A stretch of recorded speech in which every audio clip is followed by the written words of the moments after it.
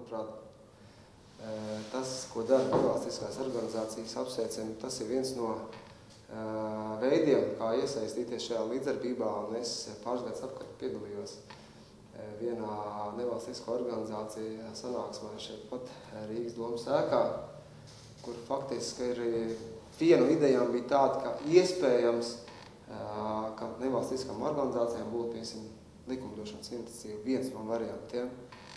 Jāsaka, ka dažādi var vērtēt sadarbību starp lēmējiem vai nevalstiskām organizācijām, kaut arī Saeima organizē, zinu, speciāli nevalstisko organizāciju tādu vienu.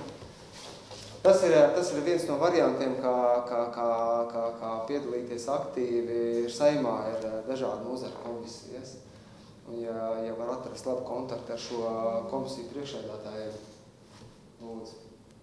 Jā. Tur, kur tiek pieņemti lēmumi. Tikpat labi jāstāsta arī uz kāda ir ministrija prakse. Tur, kur es strādāju atklājas ministrijā, mums ir prakse pat slēgt sadarbības līgumus nevalstiskām organizācijām.